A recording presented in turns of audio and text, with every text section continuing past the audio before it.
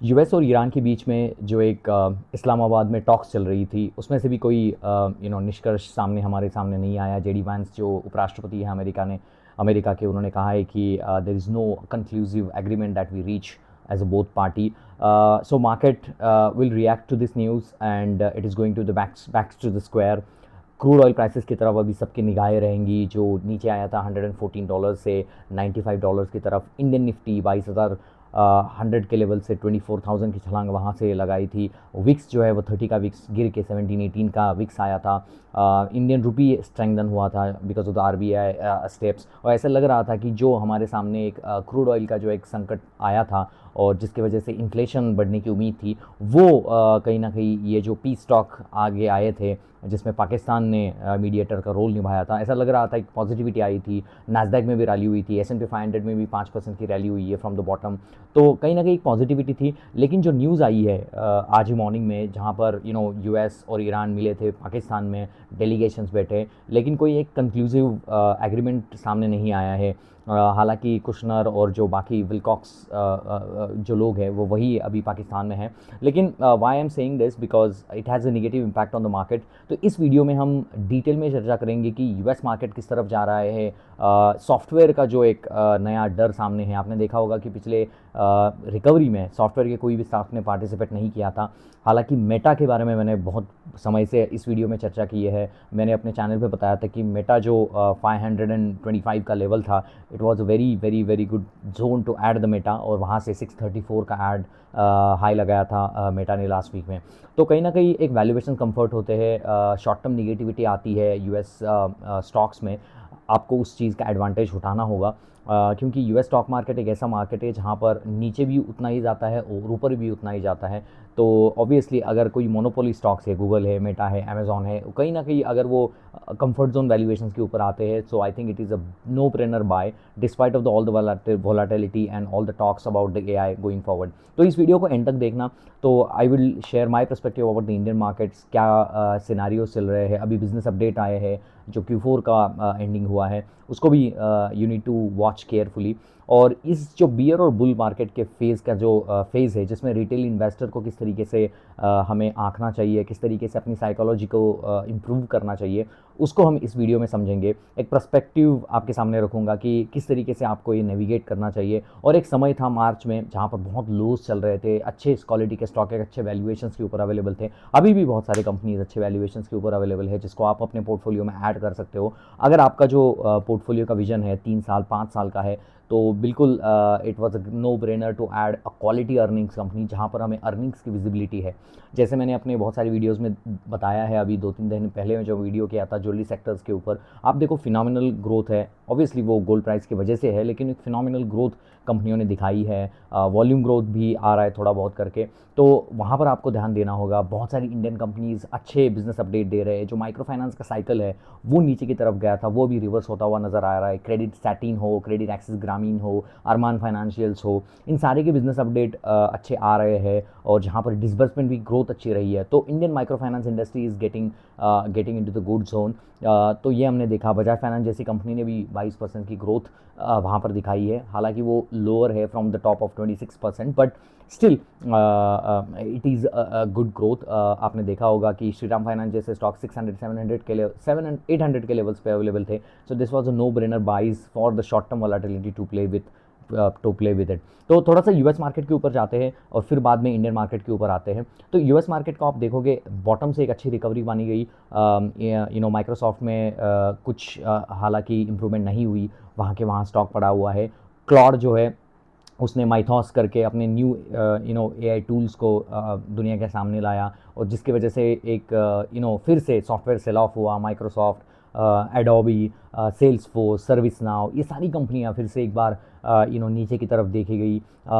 UI path जैसी agentic AI में काम करने वाली कंपनियां हैं, वो भी नीचे की तरफ गई। तो कहीं ना कहीं ये एआई का जो एक डर है, और नए नए जो क्लाउड अपने एआई एजेंट को अपने सामने ला रहा है, जिसकी वजह से एक फॉरवर्ड लुकिंग कैश फ्लो नज़र आता था सॉफ्टवेयर कंपनीज़ में, वो कहीं ना कहीं अभी डर लग रहा है, इसीलिए वैल्यूएशन जो है वो कंप्रेस होते चले जा रहे हैं। लेकिन मुझे अभी भी लगता है पर्सनल लेवल के ऊपर Microsoft is a no brainer buy. अगर किसी को लॉन्ग टर्म थीसिस के ऊपर अगर किसी के पास बहुत पैसे है और आपको एक सेफ प्ले खेलना है, तो I think Microsoft is a great play.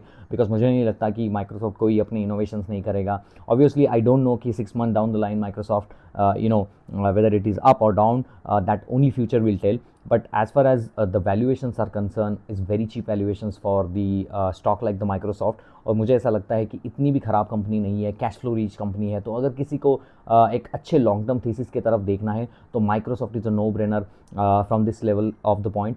Meta के बारे में मैंने बहुत बार चर्चा की थी अपने वीडियोस में, जो आपने देखा होगा कि 525 का लो लगाया था मेटा ने, जो एक मेटा के ऊपर एक साशंकताएँ थी कि मेटा के ऊपर केसेस चल रहे थे और यंग चिल्ड्रंस का एक केस था यूएस में, जिसकी वजह से बहुत सारे लोगों को लगा कि यार यहाँ पर एक प्रॉब्लम आ सकती है, बहुत सारे सूट्स फाइल किए जा सकते हैं मेटा के ऊपर। तो जिसकी वजह से मेटा नीचे गया था 600 लेवल को ब्रीच करते हुए। और मुझे ऐसा लगता था कि अगर 17-18 का फॉरवर्ड पी मेटा जैसे स्टॉक में अवेलेबल है तो आपको लेना चाहिए। वहाँ से आपने देखो 2 वीक से मार्केट में रिकवरी आ गई और मेटा 634-640 के लेवल की तरफ चला गया था। So it is kind of things that you need to pick up in the US market. US market you need to be very smart to play how to get out of this kind of market. अभी last week में आपने देखा कि पैलेंटियर जैसा stock दो चीज़ों की वजह से गिरा, कि आपने देखा होगा कि पिछले 2-3 दिनों में 12% के डाउन है पैलेंटियर। बट मुझे ऐसा लगता है कि this is a great another no brainer to buy, because the company which is growing at 60% and it is going down because ये जो पैलेंटियर है वो एक डिफेंस कॉन्ट्रैक्टर की तरफ इन्वेस्टर उसको देखते हैं।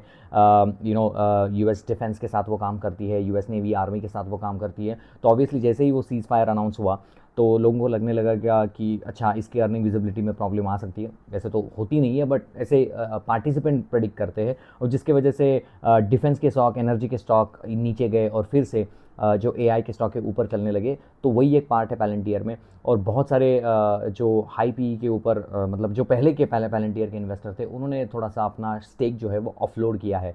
आपने देखा होगा पिछले मुझे लगता है फ्राइडे को डोनाल्ड ट्रंप ने भी पैलेंटियर के बारे में एक ट्वीट लिखा और उसके बाद वो नीचे से भी रिकवर भी हुआ। तो 123 का लेवल मुझे ऐसा लगता है पैलेंटियर में थोड़ा सा आप ग्रेजुअली ऐड कर सकते हो, क्योंकि कंपनी की विजिबिलिटी अच्छी है, एलेक्स काप अच्छे कर रहे हैं, और मुझे ऐसा कोई इतना नज़र नहीं आता है कि कुछ प्रॉब्लम्स हैं। हालांकि वो ट्विटर में माइकल बरी अपने पैलेंटियर्स के बारे में लिखता रहता है, उसका एक अपना व्यू पॉइंट है पैलेंटियर्स को लेके, बहुत ज़्यादा वैल्यूड है। लेकिन अगर ये पैलेंटियर फिर 100 के लेवल में आता है तो वो मतलब बिल्कुल ही बाय है, because 50% from the top end the company which is growing at 60%, it is no brainer buy for the Palantir. Tesla की बात करें तो टेस्ला फिर से वो स्पेसएक्स का आईपीओ ला रहा है। इसमें 1.8 ट्रिलियन डॉलर्स का आईपीओ हो सकता है, और ऐसा माना जा रहा है कि टेस्ला के स्टॉक में आगे जाके वो मर्जर भी हो सकता है। टेस्ला के जो शेयर होल्डर्स है उनको भी कई शेयर्स मिल सकते हैं, ऐसी भी न्यूज़ है। तो इसको देखना होगा। टेस्ला नॉर्मली हाई वैल्यूएशंस के ऊपर ट्रेड करता है, तो मतलब मार्केट अगर नीचे जा रहा है तो 400 का स्टॉक तो ऑब्वियसली बनता है कि 350-360 के लेवल के ऊपर आता है। तो I will be wait and watch on the Tesla, because still अभी भी उनके जो नंबर्स हैं, जो कार सेल्स के नंबर्स हैं, वो अभी भी मुझे इंकरेजिंग नहीं लगते हैं। बट हालांकि उनका जो रोबोट का धंधा है वहाँ पर कहीं ना कहीं पॉजिटिविटी ट्रैक्शन नज़र आता है। But this is wait and watch situations to see and look forward in the Tesla. Amazon मुझे ऐसा लगता है available at the great valuations once again. 200 का लेवल 210, वहाँ से 221 गया था। लेकिन अमेजॉन का वही एक प्रॉब्लम है कि उनका कैपेक्स जो है वो बहुत ज़्यादा है, $200 बिलियन का कुछ कैपेक्स कर रहे हैं। लेकिन मुझे ऐसा लगता है कि ये कैपेक्स के चलते उनका फ्री कैश फ्लो निगेटिव हो सकता है अगर मार्केट बियर मार्केट में और एक साल रहता है, और मुझे लगता है कि रिसेशन आ जाता है यूएस मार्केट में, तो कहीं ना कहीं ये स्टॉक भी थोड़ा सा प्रॉब्लम नज़र आ सकती है। अगर किसी को लॉन्ग टर्म के नज़रिए से देखना है तो Amazon is a no brainer from this point in time, and I think it is doing exceedingly well.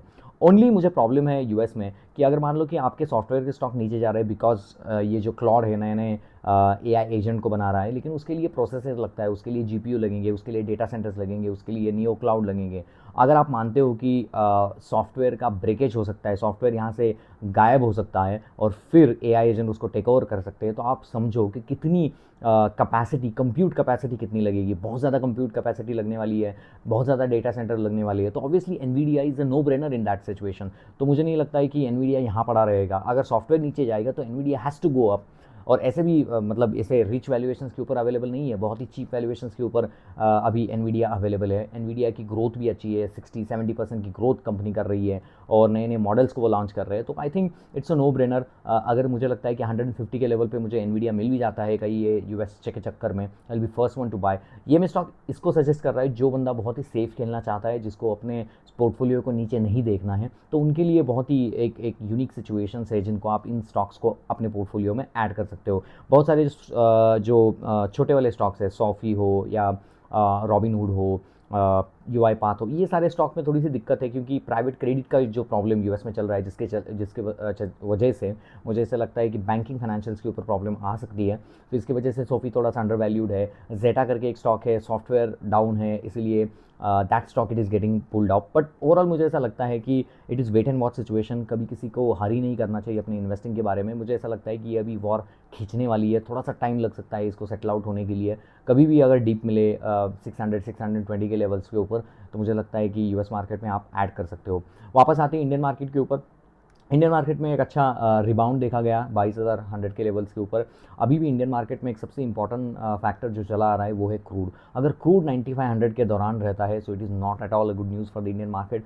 Indian market यहाँ से गिरे भी ना because of the domestic play and because of the SIP का मनी, बट इंडियन मार्केट ऊपर जाके high लगाना वो थोड़ा सा मुश्किल लग रहा है क्योंकि अगर इन्फ्लेशन आ जाता है तो आरबीआई को रेट हाइक करने पड़ेंगे। क्रूड जो है वो $70-80 मिनिमम आना चाहिए in order to play a safe, because अगर क्रूड जो है 95 के लेवल पे आता है, हमारी करेंसी जिस तरीके से डेफिसिट हुई है, तो करंट अकाउंट डेफिसिट में प्रॉब्लम आ सकती है, तो जिसकी वजह से Indian market will be like dead zone for the some time. But this is another a great time to add the quality stock. आपने देखे होंगे Q4 में किस तरीके से बढ़िया अपडेट आ रहे हैं। मेरे बहुत सारे पोर्टफोलियो कंपनी के 60% के ऊपर की ग्रोथ आ रही है, तो I will be more interested to buy this quality names. You can stay away from the companies and the stock like who is not giving you the earnings growth more than 30%। अगर 30% growth करने वाली company है, 10-15 की PE में है, कुछ भी चले, आप स्टॉक को ऐड करते रहे। जब भी बुल मार्केट आएगा ये स्टॉक रिकवर करेंगे, because I will be more optimistic about the market going forward than the pessimistic. मुझे एजुकेटेड पेसिमिस्टिक नहीं बनना है। एजुकेटेड पेसिमिस्टिक मतलब लोग ऐसे होते हैं कि ये हो जाएगा, वो हो जाएगा, दुनिया ख़त्म हो जाएगी, न्यूक्लियर हो जाएगा, जिसकी वजह से मैं मार्केट में बाहर रहता हूँ। आप मार्केट में बाहर रहोगे, जब बुल मार्केट वापस चालू हो जाएगा तो आपको टाइम नहीं कर पाओगे मार्केट को, and that will be very difficult. But ये कहते हुए अपने पूरे सेविंग्स को इसमें लगा देना वो भी अच्छी बात नहीं है। Gradually whenever you get a cash and whenever there companies available at the good valuations, you can add those in your portfolio. तो I will be more interested to have the approach of I will become the fool to buy the optimistic nature of the stock. So I will be more interested to have my opinion as a full optimistic, मतलब foolish optimistic compare to the pessimistic educational people. तो वहाँ पर आपको ध्यान देना होगा क्योंकि Indian market जो है अभी थोड़ा सा एक 18 मंथ के बियर फेज से चल रहा है। हमें नहीं पता है कि वो बियर फेज कब चला जाएगा। लोग ये गलती ज़रूर करते हैं कि उनके पास के जो भी सेविंग्स है उसको शेयर मार्केट में लगा देते हैं और फिर बाद में प्रॉब्लम आती है जब स्टॉक नीचे गिरता है। क्योंकि मुझे ऐसा लगता है कि अगर मेरे पोर्टफोलियो 5% से डाउन है तो I should not get stress और my body is like okay why my stock portfolio is down. You should be happy, you should be doing what you are doing it on your health and all the personal things that you've been doing it. But आपको stress में नहीं आना चाहिए। अगर आपने सारा पैसा इसमें लगा दिया और आप सोचते हो कि स्टॉक मार्केट नीचे गया 10% and then you are in stress, then there is no point in investing. Investing has to be for the extra accessible money that you have, then you can invest and expect the market come down. इसके बदले आप ये कर सकते हो, जो अच्छी अच्छी कंपनियों के रिजल्ट्स आ रहे हैं उसको नोट डाउन कर सकते हो, समझ सकते हो कि कहाँ पर मार्केट आगे चल सकता है, कौन से ऐसे सेक्टर्स है जहाँ पर आप पैसे लगा सकते हो। जैसे मैंने कहा है कि हेल्थ केयर है, ये सारी कंपनियाँ है, गोल्ड ज्वेलरी रिलेटेड कंपनियाँ है वो अच्छा कर रही है, रिटेलिंग में अच्छी कंपनियाँ काम कर रही है, तो वहाँ पर आपको ध्यान देना होगा। माइक्रो फाइनेंस की साइकिल जो है वो इंडिया में रिवर्स होती हुई नज़र आ रही है। तो जितने भी माइक्रो फाइनेंस स्टॉक है, अरमान फाइनेंशियल हो गया, आपके सेटिंग क्रेडिट ये हो गया, क्रेडिट एक्सिस ग्रामीण हो गया, जितने भी स्मॉल NBFCs हैं वहाँ पर जहाँ पर माइक्रो फाइनेंस का जो एक्सपोजर है वहाँ पर आप पैसे लगा सकते हो। क्योंकि मुझे ऐसा लगता है कि माइक्रो फाइनेंस सेक्टर्स में जो डिसबर्समेंट की ग्रोथ हो रही है वो कहीं ना कहीं हमें पॉजिटिविटी नज़र आती है कि यहाँ पर कहीं ना कहीं ग्रोथ नज़र आ रही है, तो वहाँ पर आप ध्यान दे सकते हो। अभी भी मुझे लगता है कि एनबीएफसीज़ में कई एनबीएफसीज़ में अच्छा प्ले चल रहा है, वहाँ पर एक थोड़ा-सा आप देख सकते हो। अगर मैं हेल्थ केयर की बात करूँ तो यथार्थ हॉस्पिटल जैसे कंपनियाँ हैं, वो भी अच्छा काम कर रही है। उनके भी अब बिज़नेस अपडेट मुझे लगता है कि अच्छे आएँगे, तो वहाँ पर आप ध्यान दे सकते हो। और जो Q4 का जो अपडेट है, उसको आप क्लोज़ली मॉनिटर करो, कहाँ पर हमें वैल्यूएशन नज़र आ रही है, कहाँ पर 30% अर्निंग्स की ग्रोथ आ रही है। मेरा कहने का मतलब यही है, you should focus at any point in time of the companies who in giving you the earnings growth, all the things happening in the world. Yes, you should go and study and analyze yourself, because US market mostly news के ऊपर चलता है. You need to understand yourself that you should have a portfolio जहाँ पर earnings की growth हो. मेरा portfolio भी बहुत गिरा था मार्च में जब ये डाउन हुआ था. मुझे लगता है 10-11% पे डाउन था, लेकिन जो रैली हुई है फ्राइडे को, मेरा पोर्टफोलियो प्लस, मुझे लगता है कि जो मैंने डाउनफॉल देखा था उसमें से प्लस 5% में आ गया. तो मतलब 15-20% की रैली मेरे स्टॉक के पोर्टफोलियो में हो गई है. तो ये तभी पॉसिबल है जहाँ पर आपके पोर्टफोलियो में अगर अर्निंग विजिबिलिटी के स्टॉक्स अवेलेबल है, तो आप उसमें देख सकते हो. और दूसरी एक चीज़ बहुत सारे लोग गलती करते हैं, last point I would like to say, कि आपकी जो पोजीशन साइजिंग है उसको अच्छी तरीके से करना. कोई भी स्टॉक अगर आपको पसंद आया, अच्छे वैल्यूएशंस के ऊपर अवेलेबल है, तो सारी पोजीशन साइजिंग उसमें मत करना. एक या दो स्टॉक में अपनी पोजीशन साइजिंग को बढ़ाते जाना.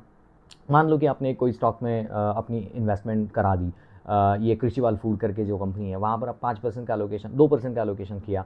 कंपनी के रिजल्ट अच्छे आए उसको 4% करो, और कंपनी के रिजल्ट अच्छे आए अनेक क्वार्टर के ऊपर उसको 6% करो. ऐसे बढ़ाते चले जाओ. कोई भी कंपनी में 10% एलोकेशन करना कि कंपनी चीप है, तो वैसी गलती मत करना. मैंने खुद ऐसी गलतियाँ की है. अगर सभी को आई थिंक याद हो तो एक इलेक्ट्रॉनिक्स कंपनी थी आदित्य विजन करके, वहाँ पर मैंने गलतियाँ की थी कि जहाँ पर मैंने अपने पोर्टफोलियो का 20% डाल दिया था. कंपनी बढ़ी भी, जब बढ़ते समय प्रॉफिट भी हुआ, जब उन गिरते समय मेरा 20% से बहुत ज़्यादा नुकसान भी हुआ था, जब एसी इंडस्ट्री का इशू मुझे लगता है कि लास्ट समर में आया था. तो ये सारी गलतियाँ आप करते हो, लेकिन गलतियों से आप सीखते हो. तो अपने पोर्टफोलियो को उस तरीके से एडजस्ट करना जहाँ पर पोर्टफोलियो में जब मार्केट ऊपर जाता है तब उसके हिसाब से आप अपने पोर्टफोलियो में ऐड करो, ना कि you can go ahead and straight away going and buying this. I think everyone is struggling at this present time, and no doubt about it. But I think if you have to see the bull market, you have to see always the pain on the other side. Start reading the con calls, start reading the business updates, start understanding yourself so that you can gain yourself at the point. क्योंकि आपको एक अपना skill set बनाना है. कभी पता नहीं कि Indian market में ऐसी चीज़ हो जाए कि सेबी बोले कि जो भी ये फाइनेंशियल इन्फ्लुएंसर्स है, लोग हैं, वो वीडियो नहीं बना सकते या कोई नहीं बना, तो आपका जो इन्फॉर्मेशन का स्रोत है वो कम हो जाएगा. तो आप किसी के ऊपर डिपेंडेंट ना रहो. मेरी उम्मीद ये है कि आप अपने स्किल को डेवलप करो. आप अपने खुद में बनाओ कि हाँ, दूसरों का ओपिनियन सुनो, ऑब्वियसली सुनो, but try to analyse yourself also, try to understand yourself also कि हाँ, ये मार्केट की फेज़ है, मुझे लगता है कि ये पी रेशो है, मुझे लगता है कि ये फॉरवर्ड पी रेशो है, और किस तरीके से मैं इस चीज़ को एनालिसिस करूँ और किस तरीके से मैं अपने पोर्टफोलियो को बिल्ड करूँ ताकि मैं अपने ऊपर खुद डिपेंडेंट हो जाऊँ.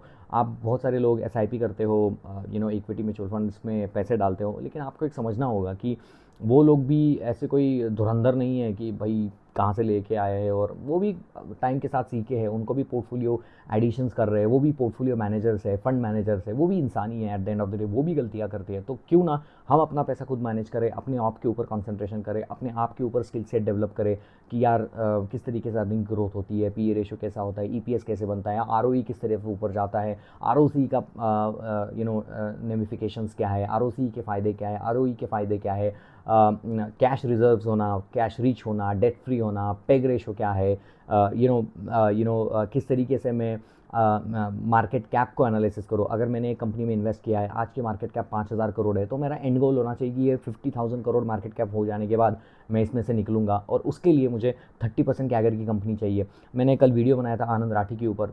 That company has been so good. इतना बियर मार्केट है लास्ट 18 मंथ से, लेकिन इस कंपनी में गिरावट ही नहीं है, क्योंकि हर बार ये कंपनी 30% कैगर से लास्ट 16 क्वार्टर से अपनी ग्रोथ को कंटिन्यू कर रही है. ऐसी कंपनियों को ढूंढो जहाँ पर अर्निंग विजिबिलिटी अच्छी हो, जहाँ पर एक मार्केट सेंटिमेंट्स अच्छे हो.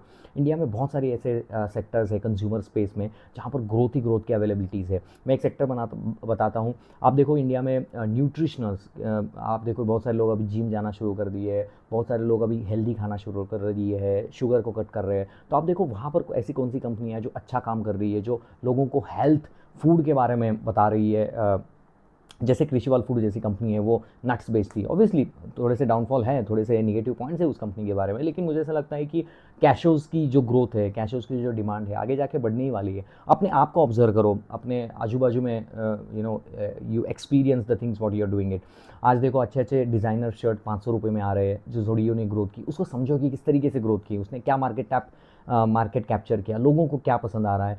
You just observe around yourself कि किस तरीके से दुनिया बदल रही है। We are also the part of दुनिया। तो अगर आप बदल रहे हो, एक सिंपल सा एग्जाम्पल लेता हूँ, आप जो वॉच पहनते हो, I think every middle class is now wanted to buy some aspirational watches. Timex का शेयर बढ़ेगा obviously, because aspirational middle class is changing to the top class middle class. उस चीज़ को आप ऑब्जर्व करो अपने आप से। इलेक्ट्रॉनिक्स की डिमांड किस तरीके से बन रही है, इलेक्ट्रॉनिक्स में ये PLC स्कीम आ रही है जो प्राइम मिनिस्टर अनाउंस करते हैं।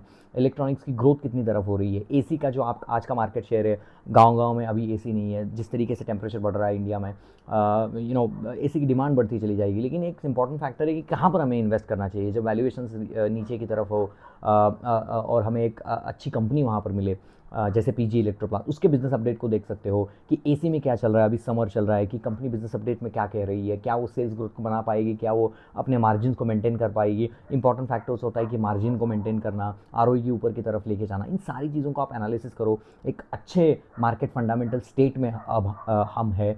ऑब्वियसली ये तो डिपेंड करता है कि US और ईरान का कहाँ जाता है बैकड्रॉप में, but I will be more interested to see my Q4 update, to see the US market portfolio how they are doing it.